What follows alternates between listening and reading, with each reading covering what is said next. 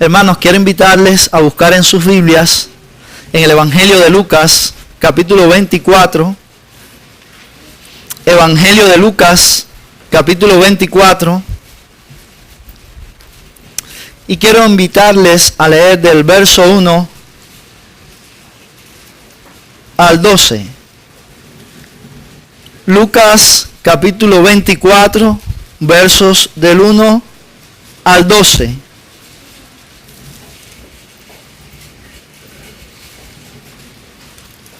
Y dice así la palabra de Dios. El primer día de la semana, muy de mañana, vinieron al sepulcro trayendo las especias aromáticas que habían preparado y algunas otras mujeres con ellas. Y hallaron removida la piedra del sepulcro, y entrando no hallaron el cuerpo del Señor Jesús. Aconteció que estando ellas perplejas por esto, he aquí se pararon junto a ella dos varones con vestiduras resplandecientes, y como tuvieron temor y bajaron el rostro a tierra, les dijeron: ¿por qué buscáis entre los muertos al que vive? No está aquí, sino que ha resucitado. Acordaos de lo que os habló cuando aún estaba en Galilea, diciendo: es necesario que el Hijo del Hombre sea entregado en manos de hombres pecadores, y que sea crucificado y resucite al tercer día. Entonces ellas se acordaron de sus palabras, y volviendo del sepulcro dieron nuevas de todas estas cosas a los 11 y todos los demás. Y era María Magdalena y Juana y María madre de Jacobo y las demás con ellas, quienes dijeron estas cosas a los apóstoles.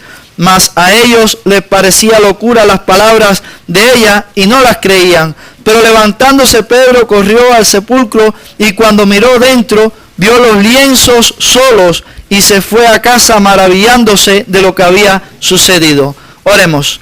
Padre, agradecidos por esta mañana, gracias también por tu palabra, y gracias, Señor, porque ella hace bien a nuestras vidas. Gracias, Señor, porque por medio de ella nosotros conocemos cuál es nuestra condición delante de ti. Somos pecadores, pero también en ella, oh Dios, encontramos tu plan redentor, que tú moriste y tú resucitaste para que nosotros tuviéramos vida. Te alabamos por ello, Señor. Y ahora, Padre, en este momento queremos pedirte que en esta mañana tu palabra pueda ser expuesta con toda claridad. Queremos pedirte que tu Espíritu se mueva en medio nuestro, Señor. Y queremos rogarte, Padre Santo, que tú hagas la obra en nuestros corazones. Padre, confirma nuestra fe y salva también a aquellos que aún no han creído, Señor. Rogamos que tu Espíritu, Señor, sea el que haga esto. Te lo pedimos con el perdón de nuestros pecados y falta en el nombre de Jesucristo. Amén. Pueden sentarse, mis amados hermanos, y vamos a estar hablando de este pasaje de Lucas, y específicamente nos vamos a centrar en los versos del 4 al 6. Le he puesto a este sermón la gran obra. Esta semana el mundo entero ha sido testigo de una noticia espantosa que, aunque geográficamente distante, es espiritualmente cercana, muy cercana. No fueron pocos, fueron 147. No eran enfermos de cáncer en fase terminal que suplicaban la eutanasia, ni fetos que no podían hablar para pedir que no los mataran, ni prisioneros de guerra, ni malvados violadores condenados a muerte. Ni era un fragmento del libro de los mártires de John Fox hace ya muchos años. No, eran muchachos estudiosos de la universidad que estaban reunidos en la oración matutina de ese jueves 2 de abril, justo dentro de la Universidad de Garissa en Kenia. Eran cristianos fieles que murieron orando y suplicando fuerza a nuestro Dios, mientras que los terroristas islámicos de Al-Shabaab le quitaban la vida a sangre fría. Uno de los sobrevivientes dijo: mataron a mis amigos, pero sé que todos están con el Señor, pues murieron entre ruegos y súplicas a nuestro Dios. Al saber de este acontecimiento he sentido arder esa antorcha que muchas veces la premura y los conflictos superficiales de mi vida no me dejan flamear. Qué torpe soy yo, que me olvido que somos hijos de un Salvador sufriente. Me siento como un soldado que se alista para la batalla. No estamos exentos, y me compongo la armadura mientras susurro la tonada de aquel himno que, traducido del inglés, dice tan profunda verdad: bendita seguridad, Jesús es mío. Oh, qué anticipo de la gloria divina. heredero de la salvación, la compra de Dios, nacido de su espíritu, lavado de su sangre.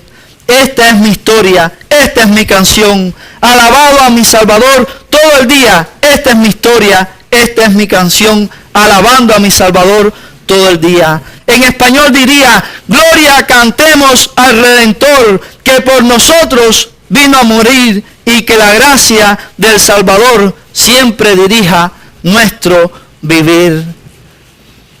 La muerte y resurrección de Cristo, el gran suceso que nos ha maravillado. La muerte y la resurrección de Cristo, el gran suceso que nos ha maravillado. Esta es la verdad que justifica que seamos un pueblo diferente, que seamos un pueblo excepcional, porque tenemos un Salvador diferente, tenemos un Salvador excepcional. La Biblia, aquí en el Evangelio de Lucas, capítulo 24, verso 1, nos cuenta acerca de la actitud de los discípulos y nos habla de las mujeres, lo que hicieron aquel día de resurrección. Ellas emprendieron una búsqueda. Dice el verso 1 en adelante, el primer día de la semana, muy de mañana, vinieron al sepulcro trayendo las especias aromáticas que habían preparado y algunas otras mujeres con ella. Y hallaron removida la piedra del sepulcro, y entrando no hallaron el cuerpo del Señor Jesús. Aconteció que estando ellas perplejas por esto, he aquí, se pararon junto a ella dos varones con vestiduras resplandecientes, y como tuvieron temor y bajaron el rostro a tierra, les dijeron, ¿por qué buscáis entre los muertos al que vive? No está aquí, mas ha resucitado. La gran búsqueda. Las mujeres bien temprano fueron allí al sepulcro para ver el cuerpo de Jesús. Y ellas pensaban que iban a encontrar allí el cuerpo muerto. Ellas creían que iban a encontrar el cuerpo muerto. ¿Y saben ustedes que Jesús murió en la cruz? Jesús estaba bien muerto.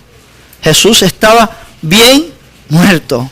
Él murió en la cruz y murió por nuestros pecados. La muerte de Cristo fue una realidad. Estuvo tan muerto como están los muertos ahora. Y aunque no podía haber corrupción ni podía ser retenido por los lazos de la muerte más allá del tiempo establecido, con todo Él estuvo indudablemente muerto. Su muerte no fue una apariencia, fue una gran realidad.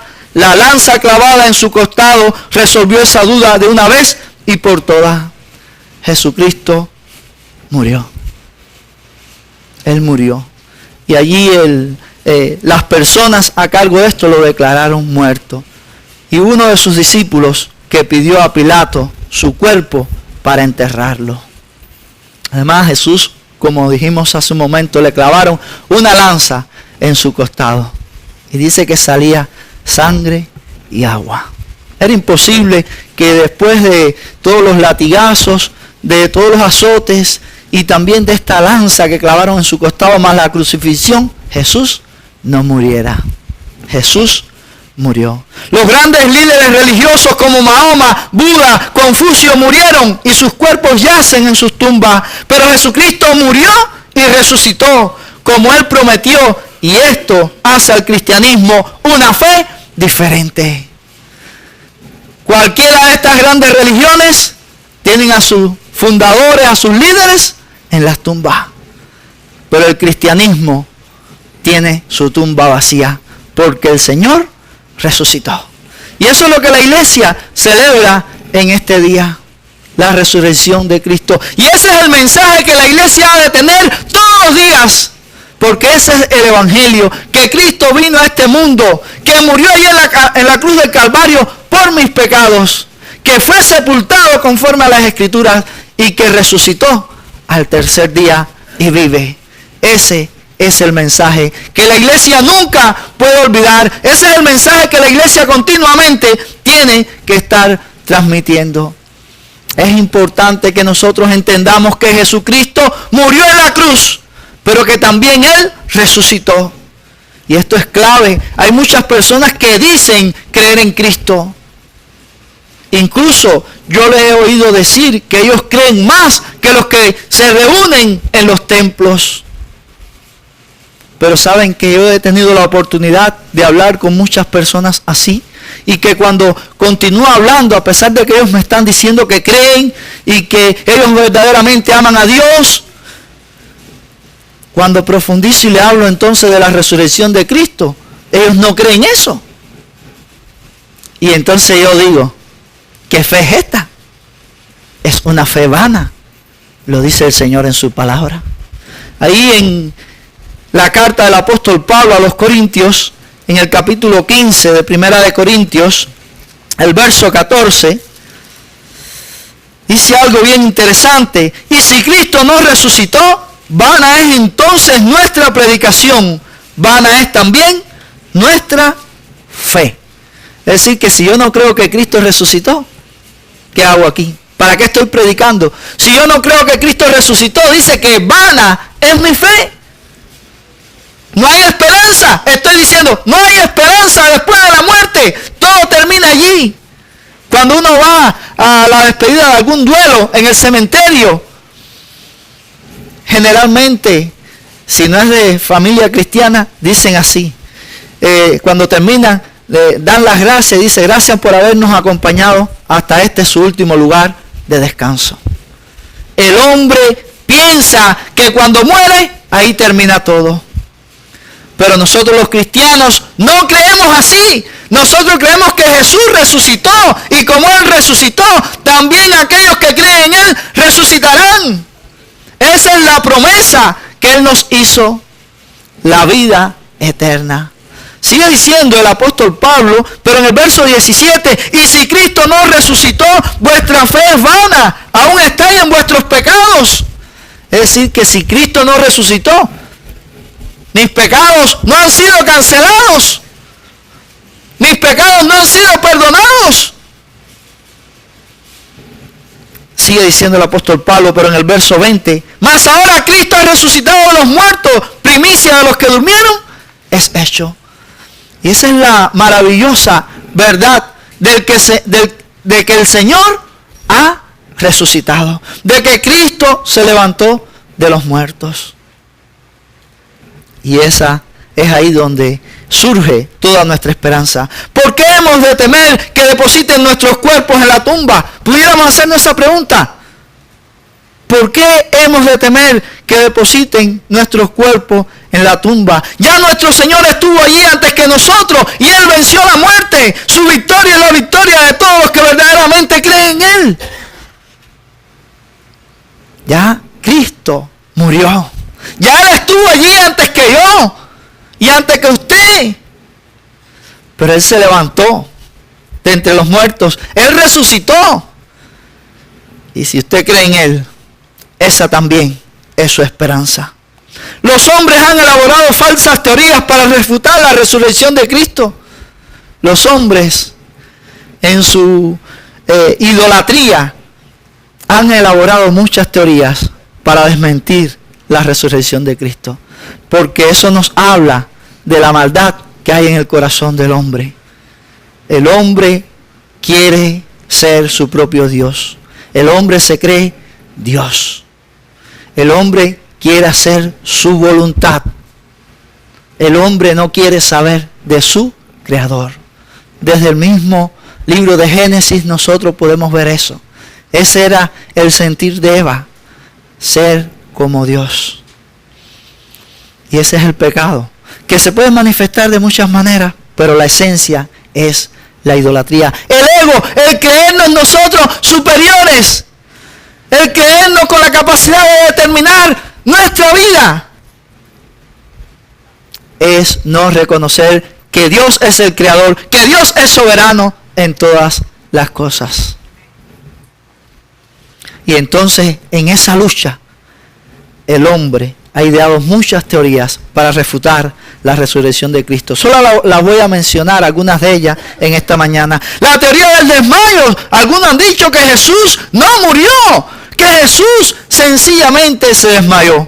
Pero han sido refutadas ampliamente. Con todo lo que le hicieron a Cristo, era imposible que Él pudiera levantarse. La teoría del robo, que los discípulos robaron el cuerpo. pero también esta teoría ha sido ampliamente desmentida. Y la teoría de la alucinación, que también ha sido ampliamente desmentida por la palabra de Dios y también por los registros históricos que se tienen acerca de este hecho. Hay un famoso escritor llamado John McDowell, y este hombre escribió un libro que se llaman Evidencias que exigen un veredicto. Pero este hombre, antes de escribir ese libro, él no era un creyente. Este hombre no era creyente, y en la universidad dice que habían creyentes cristianos que se reunían a orar y a leer la Biblia, y aquello a él le molestaba. A tal punto que él se propuso demostrar que Cristo era una falsedad, que Cristo no era real, que la resurrección de Cristo no era verdadera. Él llegó a la conclusión de que si él podía demostrar que Cristo no había resucitado, se desmoronaba el cristianismo. Y eso es una realidad. Si uno logra demostrar que Cristo no resucitó, el cristianismo es vano. El cristianismo no tiene poder, como leíamos ahorita. Nuestra fe es vana. Comamos y bebamos, porque mañana moriremos. Pero él no pudo demostrar eso. Él empezó a estudiar y a buscar, y Dios obró en su corazón, y este hombre se convirtió, y toda su investigación sirvió para que él pudiera escribir este libro que se llama Evidencias que exigen un veredicto. Tratando de desmentir la fe cristiana, hizo un libro para poder apoyar la fe cristiana. Y él habla ampliamente de estas teorías y las refuta con la historia, con la Biblia, ampliamente. La fe cristiana es una fe verdadera porque proviene de Dios. La fe cristiana es una fe verdadera porque proviene de Dios. La fe es un don de Dios. Y por eso es que nosotros podemos creer que Él ha resucitado. La búsqueda equivocada, una búsqueda equivocada jamás nos permitirá ser rescatados por Cristo. Pero al igual que las mujeres fueron a buscar allí a Jesús, creyendo que Él estaba muerto, porque ellas iban a ungirle, también los hombres de hoy buscan de manera equivocada a Dios. La filosofía humana lo hacen a través de la filosofía, los rituales populares, ceremonias religiosas, la ciencia y las falsas creencias, por medio de la idolatría o a través de una reforma moral. Son caminos que los hombres se han trazado para tratar de llegar a Dios. Pero ninguno de estos caminos es correcto para llegar a Dios. Ninguno de estos caminos nos puede llevar a Dios.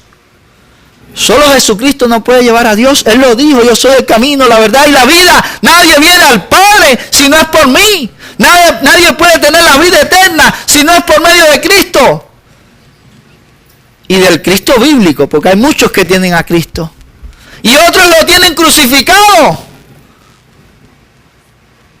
Aún está crucificado. Cristo no está crucificado. Cristo murió en la cruz y resucitó. Vive.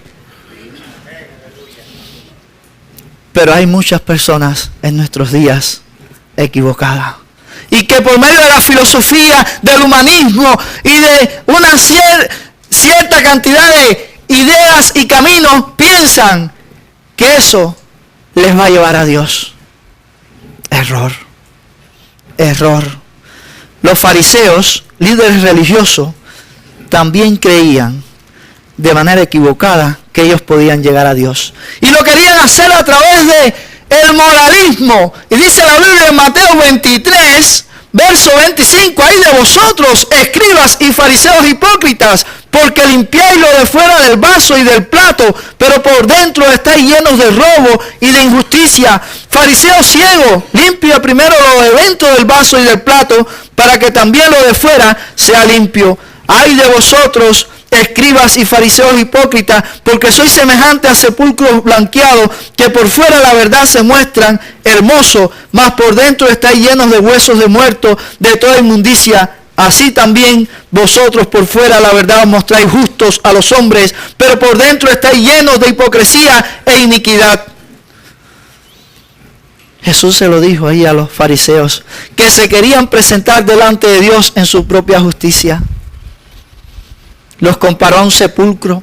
Ellos tenían la costumbre de los sepulcros, los tenían muy limpios por fuera, muy arregladitos. Y por eso le dice sepulcros blanqueados, por fuera. ¡Oh, qué limpieza! Pero por dentro cae en un sepulcro, podredumbre, mal olor. Y les dice, así es, son ustedes. Así son ustedes por dentro. Porque quieren venir a Dios a través de su propia justicia. Y así somos nosotros, todos los hombres. Queremos llegar a Dios a través de nuestra propia justicia. Y esa es una manera incorrecta. Queremos llegar a Dios a través de nuestros propios conocimientos, de nuestras propias ideas, de nuestros propios caminos. Pero la Biblia dice que eso es errado. Nosotros no nos podemos acercar así a Dios. Ahora, aquellas mujeres estaban buscando a Dios y lo hicieron de una manera equivocada. En preocupaciones.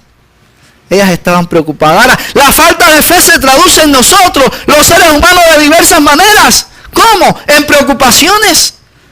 Dice la Biblia en Marcos, capítulo 16, el verso del 2 al 4, lo siguiente. Y muy de mañana, el primer día de la semana, vinieron al sepulcro, ya ha salido el sol, pero decían entre sí, ¿quién nos removerá la piedra de la entrada del sepulcro? Pero cuando miraron, vieron removida la piedra, que era muy grande. Ellas estaban preocupadas. Tenían una gran preocupación al salir al sepulcro para ungir el cuerpo del Señor. ¿Quién va a mover la piedra? ¿Cómo vamos a hacer para entrar y poder ver al Señor y echarle todas estas aromas a Él? Ungirle con todas estas aromas y todas estas especias. ¿Cómo vamos a hacer? Esa era la preocupación de las mujeres.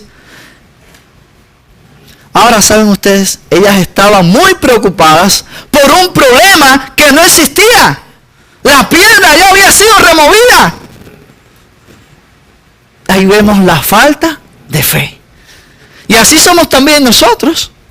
Estamos hablando de las mujeres, pero así somos nosotros, los seres humanos. Nuestra falta de fe, nuestra falta de confianza.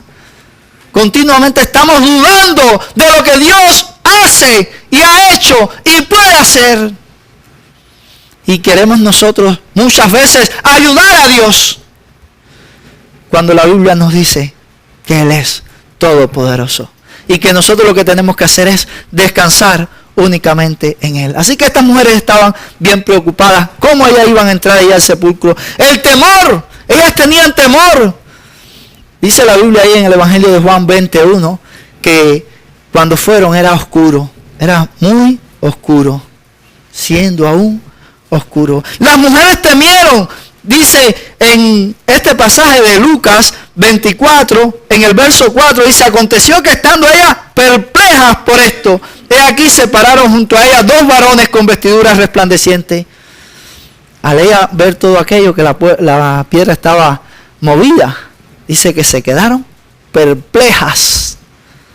Se quedaron perplejas. La mejor traducción aquí del pronombre autos, de acuerdo a su uso, es más probable que sea ensimismada. Ellas estaban tan imbuidas en su confusión y pérdida que no veían una cuarta delante de ellas. No sé si alguno de ustedes ha perdido un hijo. Pudiera pensar un poco en el dolor profundo que embarga a María y a las mujeres que con ella iban. Eran como enfrentar la realidad de la gran pérdida. Era estar cara a cara con el rostro de su niño amado, que aunque hombre, no por eso era menos deseado. Era el dolor de saber que iba a tocar con sus manos el cuerpo herido y flagelado de su especial hijo. No le encajaba la historia a María. Todo lo sobrenatural ahora había terminado aparentemente. María y las demás mujeres estaban desconcertadas. Lucas 24:4 lo dice. Bajaron el rostro a tierra. En el verso 5 dice, y se espantaron. Dice Marcos 16:5. Temblor y espanto llenó allí la vida de estas mujeres. Y no decían a nadie nada. Dice Marcos 16:8. Que aquellas mujeres no decían a nadie nada. Los ángeles le habían hablado y le habían dicho, vayan y cuéntenle a los discípulos esto que ustedes han visto. Pero ellas no decían a nadie nada. El mensaje del ángel para ella fue: no temáis. El temor nos hace actuar de manera muy extraña. Ellas tenían tanta inseguridad a pesar de todo lo que el ángel dijo y de las evidencias que vieron en el lugar, que cuando se encontraron con Pedro le dieron todo el recado mal dado, en especial María Magdalena. Dice Juan 20:1. El primer día de la semana, María Magdalena fue de mañana, siendo aún oscuro, al sepulcro y vio quitada la piedra del sepulcro. Entonces corrió y fue a Simón Pedro, al otro discípulo, a aquel al que amaba Jesús, y le dijo: se han llevado del sepulcro al Señor y no sabemos dónde le han puesto. Fíjese cómo dijo María Magdalena. Cambió la noticia. El ángel lo que le dijo es que había resucitado, que no estaba allí, que iba a ir delante de ellos a Jerusalén. Pero ella cambió el mensaje. Se han robado el cuerpo del Señor. Alguien ha robado el cuerpo de nuestro Señor. Los guardias temieron y ante lo sobrenatural y milagroso quedaron como muertos, nos dice Mateo 28:4. Es decir, que este fue un hecho sobrecogedor, que aún los propios discípulos fueron estremecidos. Aún ellos tuvieron temor, aún ellos quedaron espantados. La muerte y la resurrección de Cristo es el suceso que provoca que mucha gente le busque. Las mujeres, los discípulos, y aún hoy muchos siguen buscando a Jesús. Algunos de manera equivocada quieren ir al llamado Santo Sepulcro y convencerse de la gran verdad. Pero por favor, no es así como debemos buscarle. Es por la fe. Es necesario que nosotros le busquemos a Él únicamente por la fe. Dice la Biblia en Hebreos 11:6, es necesario que el que se acerca a Dios crea que le hay y que es galardonador de los que le buscan. Es decir, que para acercarnos a Dios nosotros tenemos que hacerlo únicamente por medio de la fe. No hay otra forma, no hay otro camino. Es únicamente por la fe. Por gracia soy salvo, por medio de la fe, y esto no es de vosotros, pues es don de Dios, no por obras, para que nadie se gloríe. Aunque muchos hoy en nuestros días quieren la salvación por las obras, quieren acercarse a Dios a través de sus obras, pero están perdidos. La Biblia dice que es por gracia, favor inmerecido de Dios. ¿Sabes por qué es por gracia? Porque es la única forma de que nosotros podamos ser redimidos. Y es para que Él solo tenga la gloria. Lo dice ese pasaje ahí con claridad al final. No por obras, para que nadie se gloríe. La gloria es únicamente para Dios, no para nosotros. Pero hay muchos que piensan que por ir a Israel y estar en el sepulcro, como que eso va a hacer un cambio en sus vidas. Y no es así. Nosotros conocemos, tenemos un amigo que aunque ha estudiado y conoce, tiene un gran conocimiento de las Escrituras, es un conocimiento vano. Y ha estado allí en el sepulcro, también tratando de ver si aquello podía ocasionar algo en su vida. Nada. Esa no es la manera de acercarse a Dios. La manera de acercarse a Dios es por la fe. No hay otra forma. Mis amados hermanos y amigos que nos escuchan en esta mañana. Únicamente por medio de la fe. Por eso dice ahí también el libro de Hebreos, pero sin fe es imposible agradar a Dios. Sin fe es imposible agradar a Dios. Lo segundo, la gran noticia, en el verso 5 y 6 de Lucas 24 nos dice, y como tuvieron temor y bajaron el rostro a tierra, les dijeron, ¿por qué buscáis entre los muertos al que vive? No está aquí, sino que ha resucitado, acordado de lo que os habló cuando aún estaba en Galilea. Hay preguntas que responden, preguntas que nos dan la respuesta, pero hay preguntas que son hechas para confundir y otras que resultan imposibles de ser respondidas por su profundidad. Y esto me hace pensar cuando era muchacho, que usábamos unas tarjetas de preguntas bíblicas para hacer un juego que nosotros le llamábamos béisbol bíblico. Y aunque ha pasado mucho tiempo, había algunas de ellas que estaban tan duras que no las olvido aún hoy, a pesar de los años. Por ejemplo, ¿cómo se llamaba la madre del muchacho que blasfemó el nombre? Esa es una pregunta dura. Pocos pueden saberla, pero la respuesta está en la Biblia. Porque es un detalle que hay ahí. Y nosotros, mira que luchábamos con esa pregunta y no la sabíamos. Pero bueno, en aquel juego logramos aprender muchas de estas preguntas. Se llamaba Selomí. Es un nombre extraño. Y así mismo dice la Biblia, ¿cómo se llamaba la madre del muchacho que blasfemó el nombre? Selomí se llamaba. Otra pregunta, ¿cómo se llamaba la serpiente de bronce que Moisés levantó en el desierto? ¿Y qué quiere decir? Esta serpiente se llamaba Neustán. Eso está en Reyes. Y quiere decir objeto de bronce.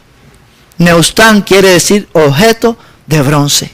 Y aquella serpiente también era un símbolo, era un tipo de Cristo. Cuando el pueblo la miraba con fe, ellos eran sanados, no les pasaba nada, preservaban la vida. Esta serpiente nos estaba anunciando al pueblo a Cristo, el Mesías prometido. Otra pregunta, ¿por qué Moisés no permitió ovejas en el arca? Esta última es una pregunta para confundir, pues Moisés no fue el que construyó el arca, ni fue el que metió las ovejas en el arca. Fue Noé el que hizo eso.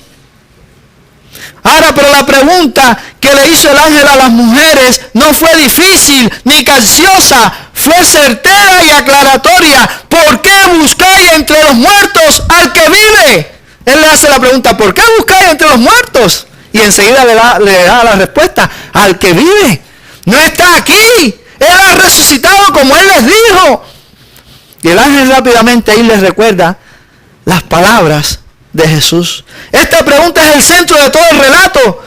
Nos junta dos grandes realidades de aquel trascendental momento. Por un lado estaban las mujeres con una gran tarea por cumplir y por el otro estaba Cristo con la gran tarea ya cumplida. Él había resucitado. Pero ellas venían ¿a qué? A cumplir una tarea. Ellas venían a ungirles. Ellas venían a ungirle. Ellas venían a embalsamarlo. Para que su cuerpo se preservara, para que tuviera oloroso. A eso era que ellas iban. Y las palabras que tantas veces Jesús le había dicho, no estaban allí en sus mentes. Porque en muchas ocasiones Jesús los fue preparando a ellos para esto. Y le había dicho que Él iba a ser entregado. Que Él iba a morir, que Él tenía que morir, pero que Él iba a resucitar. Y ellos no entendían, dice las Escrituras. Aquí el mismo Lucas 24 lo dice. Que ellos no entendían.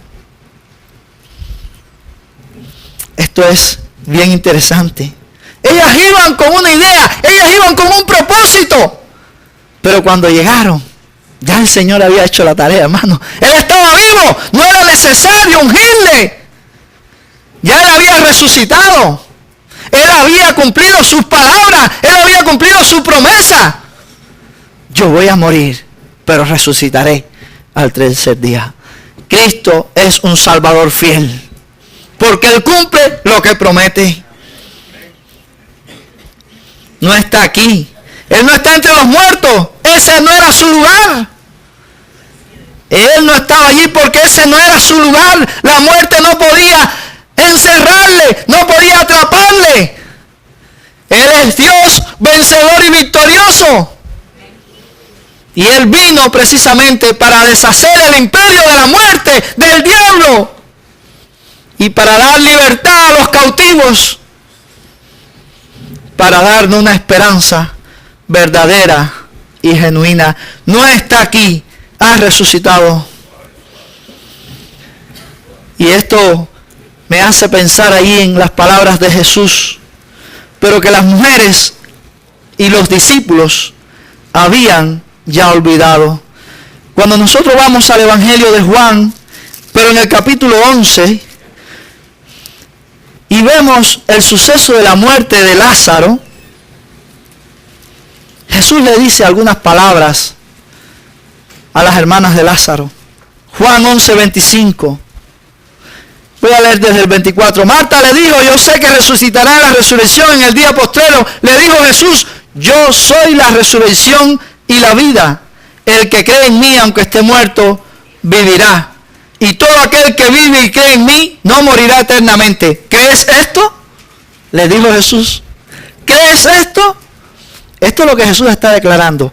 Y ahora, trata de ponerte en el lugar de estas hermanas y piensa que Jesús te está diciendo estas palabras a ti. Piensa así. Yo soy la resurrección y la vida. El que cree en mí, aunque esté muerto, vivirá. Y todo aquel que vive y cree en mí, no morirá eternamente. ¿Crees esto? Piensa que Jesús te está preguntando. ¿Crees esto? Eso es importante. Que nosotros podamos dar una respuesta sincera a esa pregunta. Y ella le dice entonces, le dijo, sí Señor, yo he creído que tú eres el Cristo, el Hijo del Dios viviente. El Hijo de Dios que ha venido al mundo. Qué bueno que ella pudo responder afirmativamente, sí Señor. Yo he creído que tú eres el Cristo, el Hijo de Dios que ha venido a este mundo. ¿Cuál será tu respuesta a esta pregunta? Si Jesús te preguntara, ¿crees esto? ¿Que yo morí en la cruz? ¿Que yo resucité? ¿Que yo soy el que puedo perdonar los pecados y dar vida? ¿Crees esto? Tú puedes decir también como esta mujer, sí Señor, yo sé que tú eres el Cristo, el enviado de Dios, el Mesías, el Hijo de Dios, el Hijo del Dios viviente. Todo el que pueda decir eso con toda sinceridad puede tener vida. Puede tener la vida. De la muerte y la resurrección de Cristo comenta Juan Carlos Raire. Dice, no debe sorprendernos que se le dé tanta importancia a este hecho. Es el sello y la piedra angular de la gran obra redentora que vino a hacer. Es la prueba definitiva de que ha pagado la deuda que debió pagar por nosotros, de que ha ganado la batalla para librarnos del infierno y de que nuestro Padre Celestial lo ha aceptado como nuestro fiador y nuestro sustituto.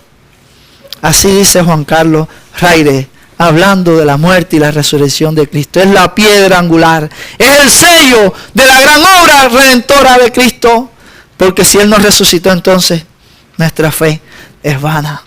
En Romanos 8:34 lo dice. Y habla ahí de la resurrección de Cristo. Y en Romanos 4:25, vamos a leer Romanos 4:25, dice, el cual fue entregado por nuestras transgresiones y resucitado para nuestra justificación. Cristo fue entregado por nuestras transgresiones y resucitado para nuestra justificación. Es decir, que si Cristo no hubiera resucitado, nosotros no podíamos ser justificados. Nosotros no podíamos ser perdonados. Nosotros no podíamos tener vida. Pero Él resucitó. Y el que cree en Él es justificado. Dice la Biblia también en 1 de Pedro 1:3. Interesante esto. Bendito el Dios y Padre de nuestro Señor Jesucristo, que según su grande misericordia nos hizo renacer para una esperanza viva por la resurrección de Jesucristo de los muertos. Dice que nos hizo renacer para una esperanza viva. La esperanza del cristiano es una esperanza viva. Pero ¿en qué se basa esa esperanza? Dice, por la resurrección de Cristo de los muertos. Así que nuestra fe se fundamenta en la resurrección de Cristo. El Señor resucitó, por tanto, ha destruido el imperio de la muerte. Su dominio ha concluido. La muerte y la resurrección de Cristo es la gran noticia que nos ha maravillado. Nos ha maravillado. El mundo en aquel tiempo se maravilló de esto. Los discípulos quedaron, a pesar de que habían oído hablar de esta gran verdad. Ahora es importante que nosotros podamos creer a Dios. Creer lo que Dios nos ha dicho de sí mismo. Creer en la obra que Dios ha hecho a nuestro favor. Si es que queremos ser justificados. Si es que queremos tener vida. Necesitamos creer a Dios. Necesitamos decirle a Dios que Él tenga misericordia de nuestras vidas. Necesitamos decirle a Dios, aumentanos la fe. Hay que decírselo al Señor. Hay que pedírselo al Señor. Y en tercer y último lugar, la gran tarea. Dice el verso 5 de Lucas 24. Y como tuvieron temor y bajaron el rostro a tierra, les dijeron, ¿por qué buscáis entre los muertos al que vive? No está aquí, sino que ha resucitado. Acordaos de lo que os habló cuando aún estaba en Galilea, diciendo, es necesario que el Hijo del Hombre sea entregado en manos de hombres pecadores y que sea crucificado y resucite al tercer día. Entonces ellas se acordaron de sus palabras y volviendo del sepulcro dieron nueva de todas estas cosas a los 11 y a todos los demás. La gran tarea, acordaos de lo que Él habló. Dice la Biblia, ahí en Mateo, en el Evangelio de Mateo, en el capítulo 16, verso 21, lo siguiente: desde entonces comenzó Jesús a declarar a sus discípulos que le era necesario ir a Jerusalén y padecer mucho de los ancianos, de los principales sacerdotes y de los escribas, y ser muerto y resucitar al tercer día. Es decir que Jesús desde el principio le habló claro a sus discípulos, a aquellos que le seguían. Él les dijo cuál era su propósito, que Él había venido a este mundo para dar su vida. Y ahí se lo está diciendo con toda claridad. Le era necesario ir a Jerusalén y padecer mucho de los ancianos y de los principales sacerdotes y los escribas y ser muerto y resucitar al tercer día. Ahora fíjense que el mensaje de Cristo nunca se queda en la muerte. Ser muerto y resucitar al tercer día. Aunque hay muchos que hoy lo tienen en una tumba o lo tienen aún crucificado. No. La tumba está vacía, la cruz está vacía. Cristo vive. Él ha resucitado. Y este mensaje fue el que Jesús le estuvo dando a sus discípulos y a todos aquellos que le estaban escuchando.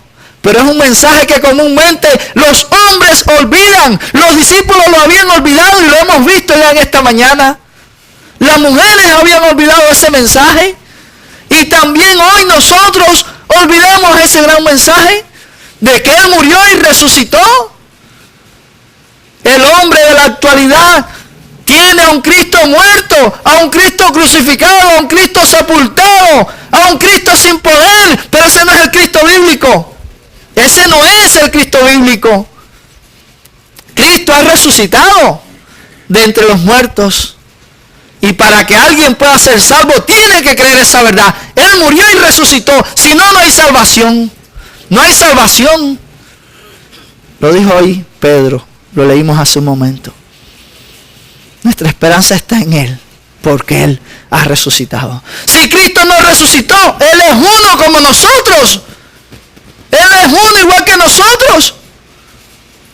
Y entonces, no nos puede dar a nosotros esperanza. Pero Él no es como nosotros. Él es diferente a nosotros. Y más adelante vamos a hablar un poquito de eso. Spurgeon, hablando acerca de esto, dice: ¿para qué azotarlo antes de entregarlo a ser crucificado? Seguro este era un exceso de crueldad. El azote romano era algo que no me gustó describir. Uno de los castigos más terribles que se le puede dar a alguien. Pero estaba escrito y Pilato azotó a Jesús. Así habla Spurgeon de esto. No era necesario azotarlo. Pero lo azotaron. Y dice, pero estaba escrito, Pilato lo azotó. Y así mismo se cumplió. El doctor John Hill dice, hace referencia a las peculiaridades del castigo romano, que se colocaban astillas de hueso de la cadera de las bestias en la punta de las cuerdas del látigo para que se encarnara en la piel y desgarraran profundamente en cada golpe, descarnando y provocando una descomunal moledura de carne y piel. La carne de Cristo fue rasgada por los latigazos aquellos que tenían estos huesos de animales, de bestias en las puntas. Y algunos escritores también dicen que tenían partes de metales en las puntas. Así que cuando le daban un latigazo, eso rompía la piel, rompía la carne, la laceraba completamente. Y eso lo sufrió Jesús siendo justo. Siendo justo. ¿Y por qué sufrió eso? Porque nos amaba. Para poder redimir un pueblo para sí mismo. Por eso fue allí a la cruz. Podemos preguntarnos ahora, ¿por qué era necesario para Cristo padecer mucho? ¿Por qué era necesario que Cristo padeciera? ¿Por qué? La respuesta es bien sencilla. Por mis rebeliones. Eso es lo que dice la Biblia. Por mis rebeliones. Porque dice que Dios está irado todos los días contra el impío. Y nosotros somos impíos, somos pecadores.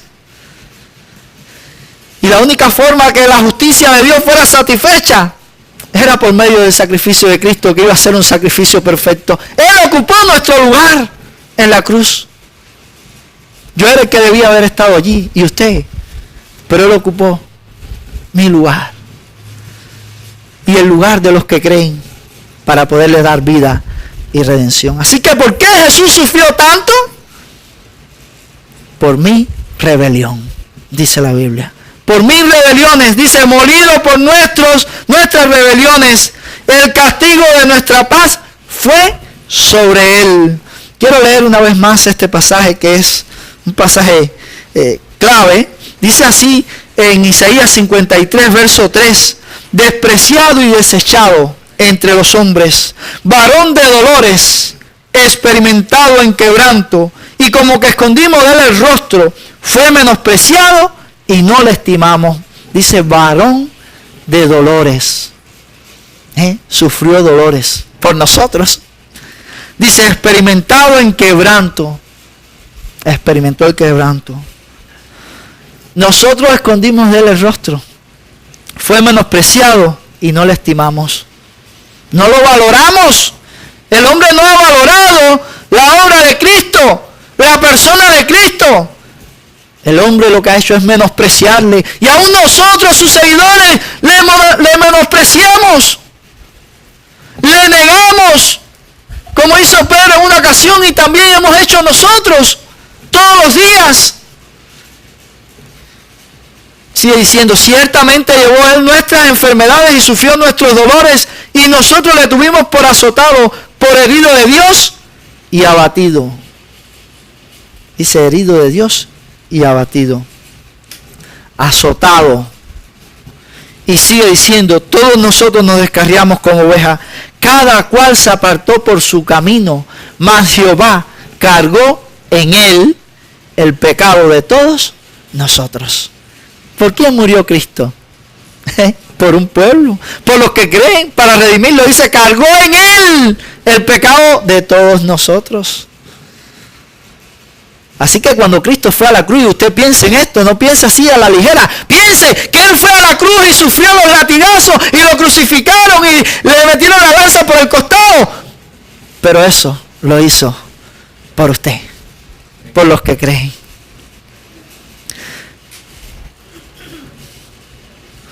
Las mujeres habían trocado la noticia, la gran noticia de que ha resucitado. Los discípulos no creyeron, les parecía locura las palabras de ella. Ahí en Lucas 24, 10 y 11 lo podemos ver. ¿Quién corre más? Pudiéramos preguntarnos. Las mujeres corrieron a los discípulos. Juan corrió más, pero no entró al sepulcro. Pedro corrió y entró al sepulcro. Se armó un corre-corre allí cuando las mujeres aquellas llevaron la noticia. Pero la pregunta es, ¿y nosotros qué hacemos? ¿Nosotros corremos? Jamás. Fíjese, nosotros no corremos. Nosotros a veces pensamos en estas verdades y como que quizás no logramos ubicarnos realmente en cómo fueron los hechos, en la seriedad de este gran hecho histórico y verdadero, y la necesidad de este hecho. Quizás no valoramos a profundidad eso. Y es importante que nosotros tratemos de entender la obra de Cristo a mi favor, a tu favor. Eso es importante. Dice un himno: jamás puede el hombre saber los días que Dios le concederá. Jamás puede el hombre saber en cuál amanecer ya sus ojos no se abrirán. Cuánto trabajo nos cuesta decirle a todos que se apresuren para el encuentro con Cristo, con el Cristo vivo, con el Cordero Santo, con el que va delante de nosotros. Marcos dice: id. Lucas dice: id. Y las mujeres que habían estado ensimismadas, deprimidas y cabizbajas, salieron a dar la nueva con temor y gran gozo. La muerte, el miedo, el dolor de los 147 estudiantes de Kenia fue pagado por Cristo cuando compró su paz. Por eso murieron confesando a Cristo. Él es el único que puede darnos vida, porque Él es el único que ha muerto y ha resucitado. Nadie más lo ha podido hacer. Paul Washer dice lo siguiente: la cruz no es muestra de lo mucho que valemos, porque algunos piensan que porque Jesús murió en la cruz es que nosotros valemos mucho. No, sino de lo depravado que nosotros somos. La cruz fue necesaria por nuestro pecado, porque nosotros somos pecadores delante de Dios, muy pecadores. La Biblia nos llama inicuos y dice que todos los hombres, sin excepción, han pecado. Dice Spurgeon: oh amigos míos, si ustedes rechazan a Cristo, el pecado será la muerte de su paz, de su goce, de sus expectativas, de sus esperanzas, y de esta manera será la muerte de todo lo que vale la pena tener. En el caso de otras enfermedades, la naturaleza puede vencer a la dolencia y ustedes podrían ser restaurados, pero en este caso, aparte de la intervención divina, nada está delante de ustedes sino la muerte eterna. En otras palabras, si usted no se acoge a Cristo, usted va rumbo a la condenación eterna. Usted necesita un Salvador, un verdadero Salvador, y su nombre es Jesucristo, porque Él es el único que puede darle vida. Qué bueno es que usted se pueda poner en el lugar de los ladrones allí en la cruz. Habían dos ladrones en la cruz.